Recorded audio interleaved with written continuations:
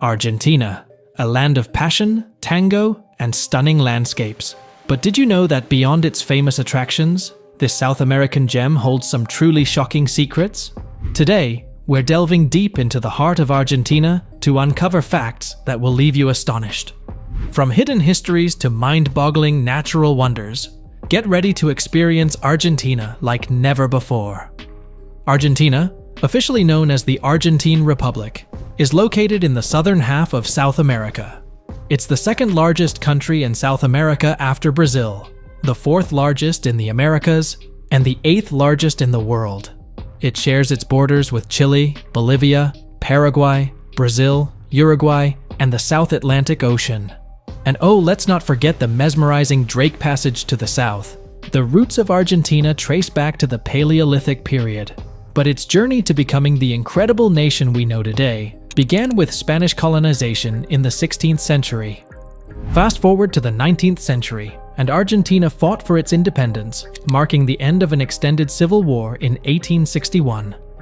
Since then, the country has enjoyed relative peace, with waves of European immigration shaping its unique culture and demographics. Argentina has had its fair share of challenges, including the tumultuous period following the death of President Juan Perón in 1974. The subsequent military junta, supported by the United States, led to the tragic Dirty War, a dark chapter in Argentina's history that lasted until the election of Raúl Alfonsín as president in 1983.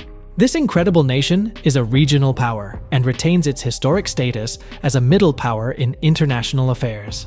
As a major non-NATO ally of the United States, Argentina stands tall with the second highest Human Development Index in Latin America after Chile. With the second largest economy in South America, Argentina is a key player on the global stage. It's a proud member of G15 and G20, as well as being a founding member of various international organizations like the United Nations, World Bank, World Trade Organization, Mercosur, Community of Latin American and Caribbean States, and the Organization of Ibero-American States. Number 1. Messi name ban. Now, when you think of Argentina, football probably comes to mind. It's ingrained in the culture, and the country has a stellar track record on the international stage. 3 World Cup victories and a lineup of legendary players. It's safe to say, football is a big deal here. And speaking of legendary players, who else comes to mind but Lionel Messi? The man has not only made a mark in the football world, but has become a global icon. But did you know that in Messi's hometown of Rosario, there's an interesting story about naming conventions? Enter Héctor Varela, a resident of Rosario and a huge Messi fan. Now, it's not uncommon for fans to show their admiration for their idols in unique ways. But Héctor took it to another level. He decided to name his son after the soccer sensation Lionel Messi. Concerns were raised about the potential confusion if naming kids after Messi became a trend. Imagine a classroom full of Messis. It could get a bit confusing, right? So, in an unexpected turn of events, government officials banned parents from naming their children Messi. Yes, you heard that right. No little Messis running around in Rosario. It's an unusual measure, but the authorities were looking ahead, thinking about the potential chaos of having too many Messis in one place. While it may seem a bit extreme, it's a reminder of how deeply football is embedded in the Argentine culture. Messi isn't just a player, he's a phenomenon. And the idea of everyone naming their kids after him might have been a bit too much for the officials to handle. Number 2. World's first animated feature film. We all know Disney as the animation powerhouse, but back in 1917, a pioneer named Quirino Cristiani took the stage with the creation of the world's first feature-length cartoon. In 1917, way before the animated giants we're familiar with today, meet Quirino Cristiani, the visionary behind this groundbreaking animation. His 70-minute film, El Apóstol, not only marked a milestone in cinematic history, but also provided a unique perspective on the social issues of Argentina during that time. The film delves into the prevalent corruption and immorality, giving viewers a glimpse into the societal challenges of the era. What inspired Cristiani to embark on this animation journey? Well, it turns out he had a chance encounter with none other than Walt Disney himself during Disney's tour of Latin America. This meeting left a lasting impression on Cristiani, inspiring him to pursue the world of animation and storytelling in a way that was groundbreaking for its time. Film El Apóstol was a testament to Cristiani's creativity. Crafted using cutout animation techniques, it was a visual feast that captivated audiences. Imagine a 70-minute animated film in an era where animation was still in its infancy. Despite the film's initial success, its time in the limelight was tragically short-lived. In 1928, a devastating apartment fire resulted in the loss of the original print of El Apóstol. This unfortunate event means that today, only fragments and descriptions of this pioneering work remain. Number 3. Remains of the largest known dinosaur. In 2008, a remarkable discovery sent shockwaves through the scientific community. Apatogotitan maiorum, the largest dinosaur ever discovered at the time, was stumbled upon by a Patagonian farm worker. Now, you might be wondering, what's the big deal about this prehistoric giant? Fast forward to 2012, in the Neuquén province of Argentina, where more remains of this colossal creature were unearthed. According to Live Science, these remains, though not entirely excavated, point towards something mind-boggling: the potential remains of the largest dinosaur ever to roam the Earth. What makes this discovery even more jaw-dropping is the suspicion that this giant was likely a titanosaur. Titanosaurs, the heavyweight champions of the sauropod family, were herbivores with remarkably long necks. Imagine a dinosaur casually munching on leaves from treetops. Now that's a sight. The bones that have been excavated so far hint at the colossal size of this ancient behemoth. Keep in mind, these findings are yet to be fully unearthed, adding an air of mystery to this giant story. Researchers believe that titanosaurs like our friend Patagotitan maiorum lived during the late Jurassic period to the end of the Cretaceous period. These were truly the giants of their time, peacefully munching away on vegetation. So here we are, standing on the brink of an ancient mystery, as the remains of the largest known dinosaur gradually unveil themselves in the heart of Argentina. Who would have thought that a chance discovery by a farm worker would lead to such a colossal revelation? Number 4. Football legend. Maradona has inspired a religion. We all know Maradona for his incredible Hand of God goal in the 1986 World Cup, but did you know that his mad football skills have led to the establishment of an actual church and religion in his honor? The church, located in Rosario, Argentina, was established in 1998 by a group of devoted Maradona fans. This Church of Maradona might sound like a quirky idea at first, but it's more than just a parody. According to The Guardian, it boasts over 120,000 members. Believe it or not, you can even get baptized at the church. But what makes it even more intriguing is that the Maradonian Church has its own set of commandments. Yes, you heard me right. Commandments. Some of them include things like name your first son Diego and the ball is never soiled. The Maradonian Church has taken things a step further by abandoning traditional year notations like BC and AD. Instead, they've introduced a new way of counting years. D. No, it's not a typo. It stands for Después de Diego, meaning after Diego. So, in their calendar, time is counted from the birth of Maradona. Maradona in the Maradonian Church is not just Diego or Maradona. He's known as D10S. This clever play on words combines the Spanish word for God, Dios, with the number 10, which, as you may know, was the iconic number Maradona wore on his football shirt. Number 5. 5 presidents in just 10 days. In 2001, Argentina found itself in the midst of an economic storm. Bank accounts were frozen, and the Argentine peso's value plummeted, creating a wave of uncertainty and despair among the people. This led to widespread unrest, and the people took to the streets in protest. Unfortunately, the situation turned violent, with numerous lives lost in the process. Faced with this turmoil, the president at the time, Fernando de la Rúa, made a difficult decision. In the face of mounting pressure and the escalating crisis, President Fernando de la Rúa resigned from his position, leaving Argentina in a state of political chaos. In the 10 days following President de la Rúa's resignation, Argentina witnessed not one, not two, but a total of 5 different presidents stepping into the role. Yes, you heard that right, 5 presidents in just 10 days. Now, you might be wondering, how on earth does a country go through 5 presidents in such a short span? Well, the answer lies in the turbulent political landscape that emerged after the economic crisis. As each new president stepped in, they faced the daunting task of trying to stabilize the nation amidst the chaos.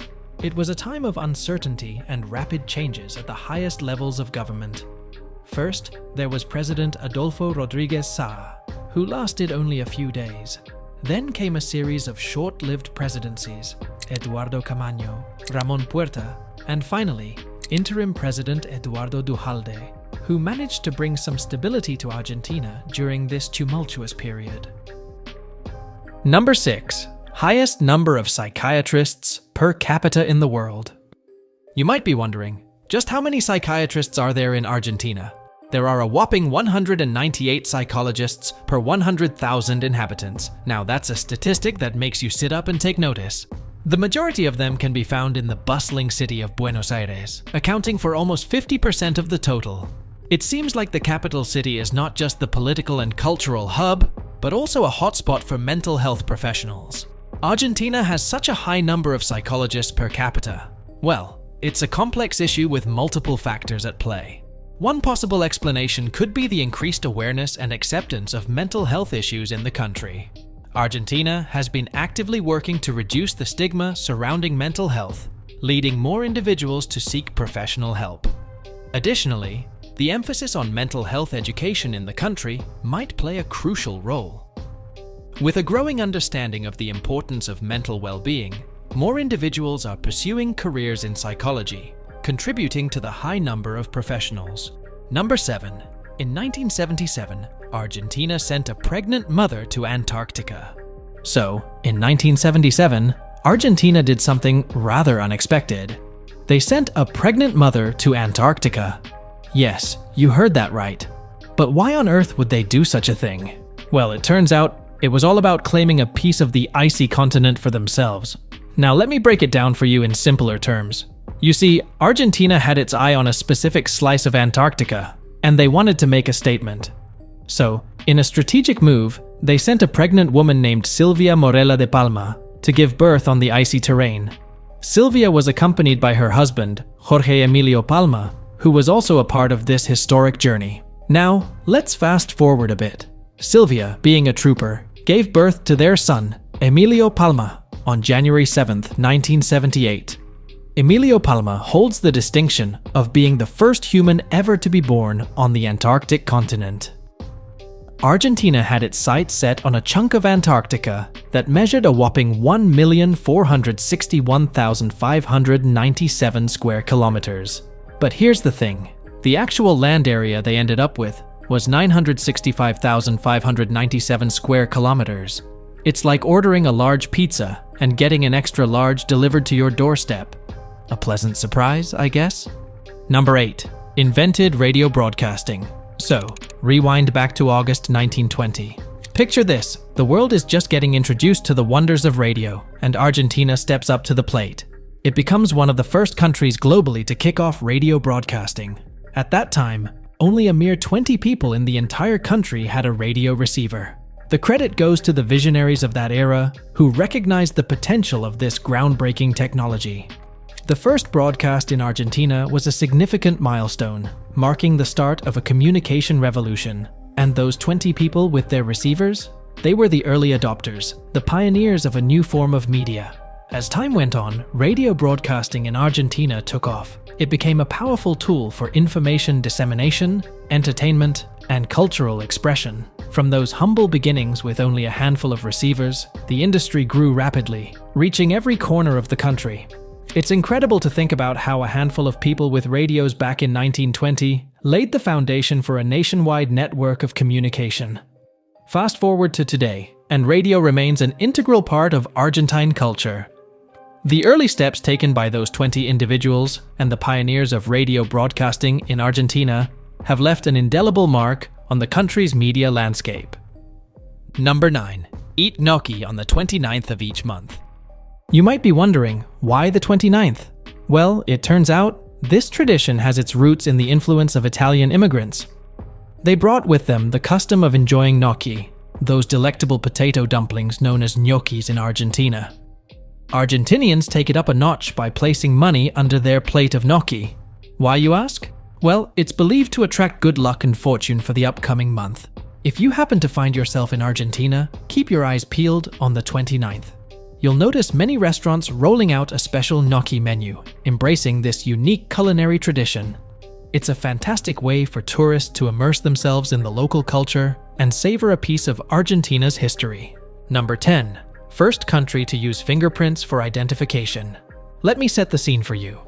In 1892, Necochea was shaken by a horrifying incident: the brutal stabbing of 2 children.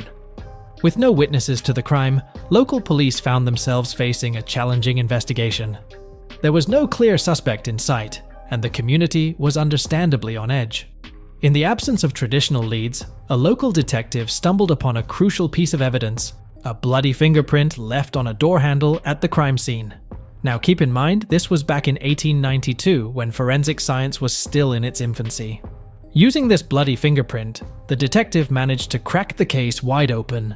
The prints led straight to an unexpected culprit: the children's own mother. Shocking, right?